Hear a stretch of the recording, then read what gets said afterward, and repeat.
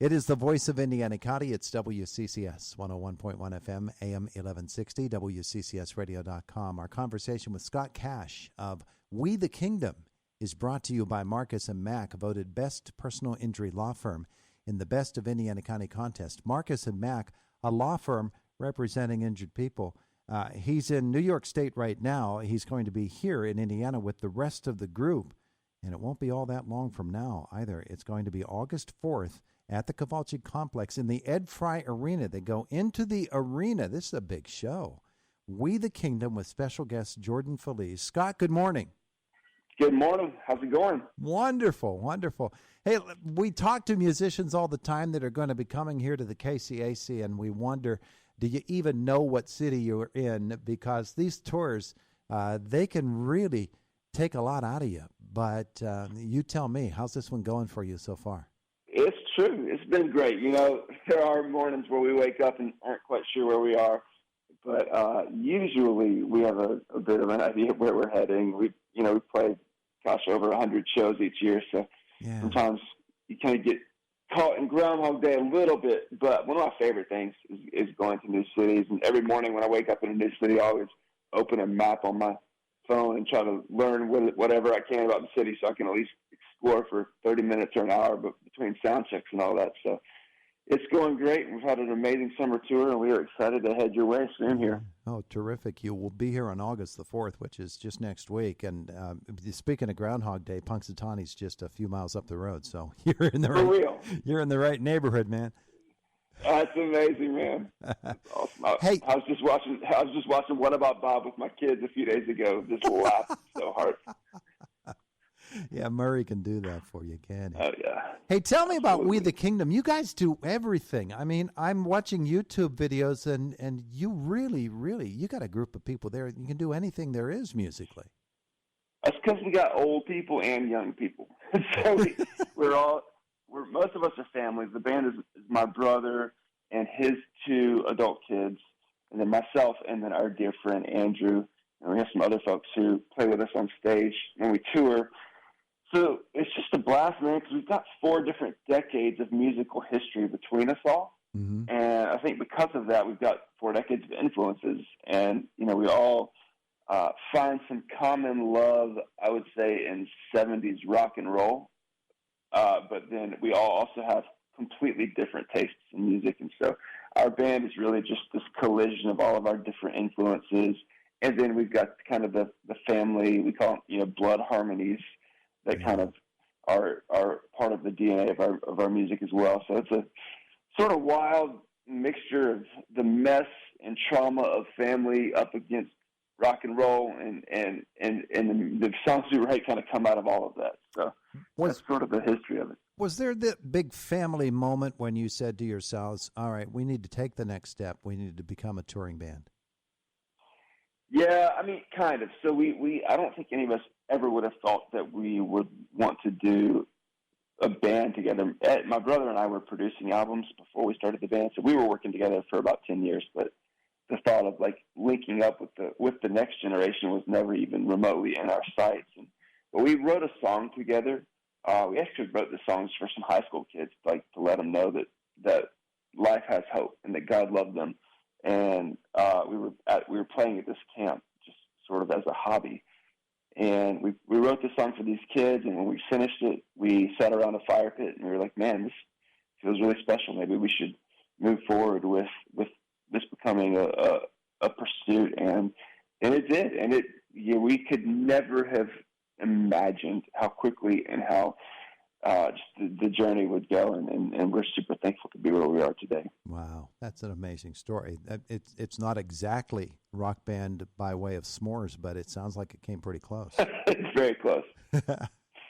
So putting the band together, making that decision, getting out on the road, and being that whole family dynamic, but there's the family of Christ, and that's a big part. It's the major part of what you do, is it not?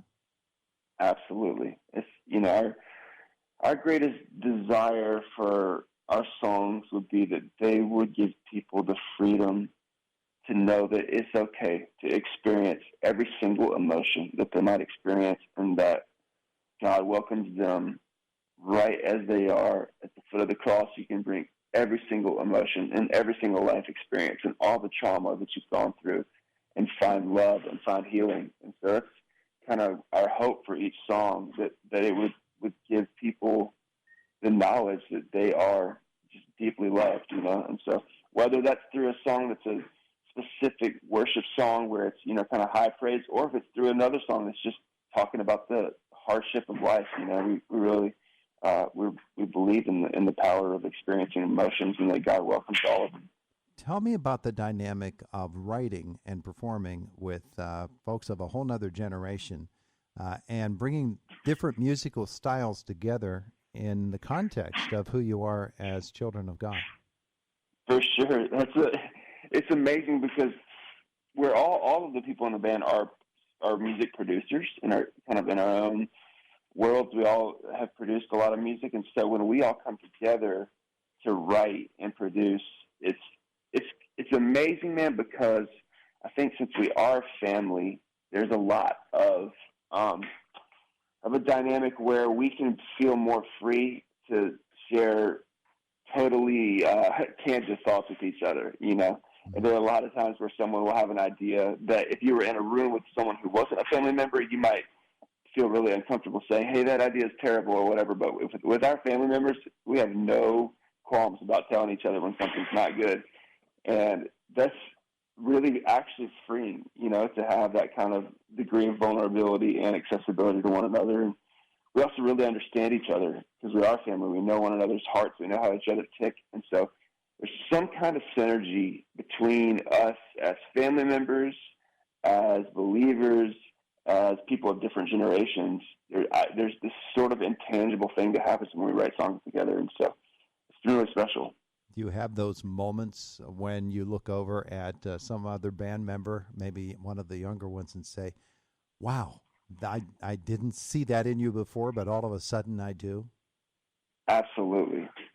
Absolutely. Cool? We were playing at a pavilion or outdoor amphitheater last night, and I remember a moment on stage where I turned around and looked at my nephew, Martin, I was a teenager when he was born, so in some ways he feels a little bit more like a cousin than a teenager, but I was just like, man, you're so good. I can't believe it, you know? And it was really special for me as an uncle. Yeah, man. Tell me about Jordan Felice, working with Jordan Felice.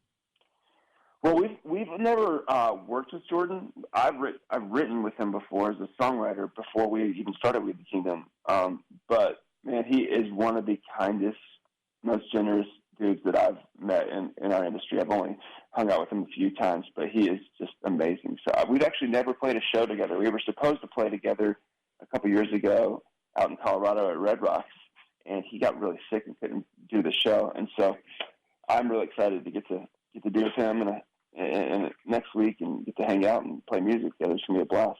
We the Kingdom with the special guest Jordan Felice at the Cavalci Complex in the Ed Fry Arena. It's a beautiful, beautiful facility. You're going to love it here in Indiana, PA. And make sure you get downtown to see the Jimmy Stewart Museum if you can. For sure. It's a 7 p.m. show.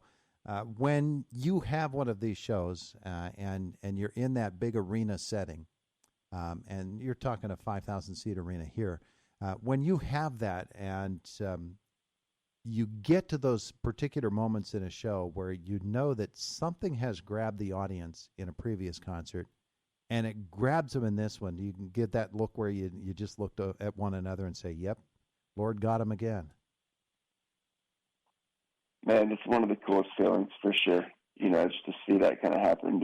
We got a song we're playing this summer where, yeah, every now and then in a set of music, you'll have a song that you know, hey, no matter how bad the last couple songs might have gone, this one will likely pick things up.